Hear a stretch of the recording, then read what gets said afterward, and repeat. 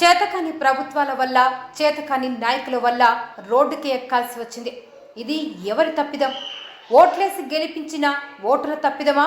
మరి గద్దెనెక్కి వంకర బుద్ధి చూపిస్తున్న పాలకుల తప్పిదమా?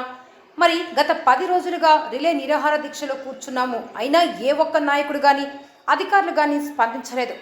రంగనాయక సాగర్ నుండి పెద్ద లింగాపురం ఎడ్లోని గుంట వైపుగా వెళ్తున్న ప్యాకేజీ నెంబర్ 11/6 అనే కాలువ పనులు గత ప్రభుత్వం నిర్లక్ష్యం చేసినందువల్ల అర్ధాంతరంగా ఆగిపోవాల్సి వచ్చింది.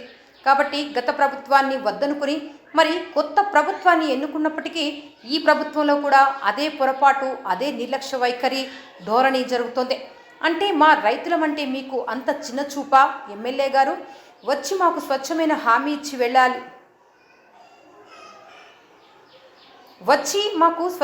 హామీ ఇచ్చి వెళ్ళాలి, అని మేము అడిగినప్పుడు మేము రాము, మీరు చర్చలకు రండి, లేనట్లయితే మీరు నెల రోజులు దీక్ష చేసినప్పటికీ మేము రాము అని మీ అహంకారపూరితమైన మాటలతో మా రైతులను అవమానించారు. మీ అహంకార ధోరణి ఇప్పటికైనా వదిలిపెట్టి దిగివచ్చి స్వచ్ఛమైన హామీ ఇస్తే బాగుంటుంది, లేదంటే రైతుల సత్తా ఏంటో చూపిస్తాము. జై రైతన్న. బిందెలతోటి పొమ్మంటారా? మరి ఏ సమాధానం చెప్తలేరు అసలు ప్రభుత్వం మాకు. చెప్పండి, మరి మేము ఏం చేయాలి చెప్పండి. ఇక లీడర్లు లేరు, మాకు ఎవరు లేరు, పట్టించుకునే లేదు అసలు. ఊళ్ళో లీడర్లు పట్టించుకుని లేదు, ఊరవతల లీడర్లు పట్టించుకుని లేరు. పండిన వాళ్ళేమో మంచిగా సంబరపడుతున్నారు, పండిన వాళ్ళ మేము ఎడుతున్నాం. ఎన్ని రోజులు మరి ఇది ఎన్ని రోజులైనా సరే ఇక మేము పోరాడతాం, ఏడికైనా తెగించుతాం. ఇక మేము ఊకున్నాం ఎన్ని రోజులు, కానీ ఇప్పుడు ఊకుంటాం. రైతుల ఐక్యత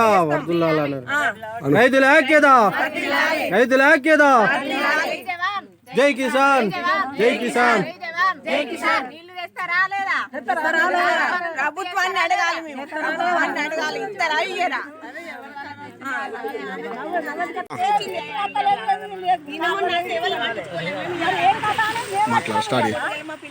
ఏం చేస్తారో ఇక ఏం కథనో మరి. మాకు మాత్రం కాలువ కావాలి, ఇక కాలువ లేకపోతే ఊరి తాడి ఇక అంతే. ఇక ఏం లేదు దానికి తప్ప. ఇక అయ్యా అందరికి పెద్దలందరికీ ఇక్కడ ఎమ్మెల్యే సాబు మీకైతే చెతకోటి దండాలు. ఇంటింటికి వచ్చి మేము అన్నీ చేస్తాం, మీకు పొలాలు వారిస్తాం, మీకు రిజిస్ట్రేషన్లు కానీ ఎవి కానీ అన్ని ఫ్రీ అన్నావు. ఇప్పుడు ఏది లేదు, ఇంటింటికి తిరిగినావు, నీకు నీళ్ళు ఇస్తామన్నావు, భూములు ఏవైనా అన్ని మంచిగా చేస్తామన్నావు. ఇంటింటికి తిరిగినావు, అప్పుడు 2500 పింఛన్ అన్నావు, ఆటోలకు పింఛన్ అన్నావు, ముసలోళ్ళకు 4000 అన్నావు. ఇవి లేవు అవి లేవు. కేసీఆర్ సార్ ఉన్నప్పుడు అన్నా కొన్ని నచ్చినాయి, కానీ ఇప్పుడు నువ్వు వచ్చినావు. ఎందుకు వచ్చినావు?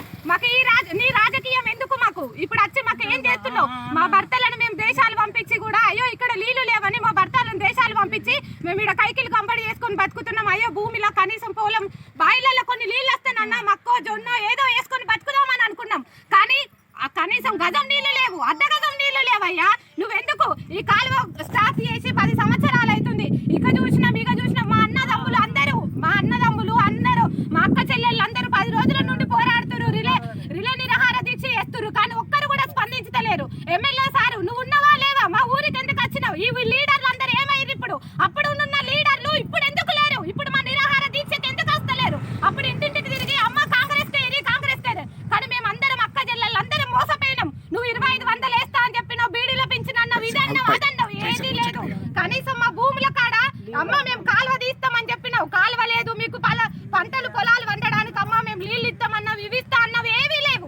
ఇప్పుడు 5 సంవత్సరాల నుండి చూసినాం, ఓపిక పట్టినాం, మాకు లేవు. మాకు ఏంటంటే మేము పుస్తకాలు అమ్ముకొని అందరూ మా అవ్వలు అక్క చెల్లెళ్ళు అందరం మేము బాధపడుతున్నాం. వేరే ఊరికి మేము కైకిలు పోతే అవ్వ మీకు నీళ్ళు లేవా, మా పొలాల పంట వచ్చి మీరు పని చేస్తుర్రు అని అంటున్నారు. మాకు ఇప్పుడు ఏంటి? మా గత ఏంటి? మా పానం పోతుంది. మేము ఇప్పుడు కాదు, మా అన్నదమ్ములందరూ నిరాహార దీక్ష చేసినా కానీ ఒక్కరు స్పందించలేరు. ఈ లీడర్లు అందరూ ఏమయ్యారు? కాంగ్రెస్ లీడర్లు ఏమయ్యారు? బీజేపీ లీడర్లు ఏమయ్యారు? తెలంగాణ లీడర్లు అందరూ ఏమయ్యారు? అప్పుడు ఓటు వేయడానికేమో ఇంటింటికి తిరుగుతారు. ఇప్పుడు ఏమైంది? ఇప్పుడు మేము మా అన్నదమ్ములందరూ మీకు కళ్ళకు కనబడతలేరా? మా కాలువ పనులు మీకు కళ్ళకు కనబడతలేవా? మా భూములు కనబడతలేవా? అయితే మీకు వస్తున్నాయి నీళ్ళు అని చెప్పి మీరు అక్కడనే ఉంటారు.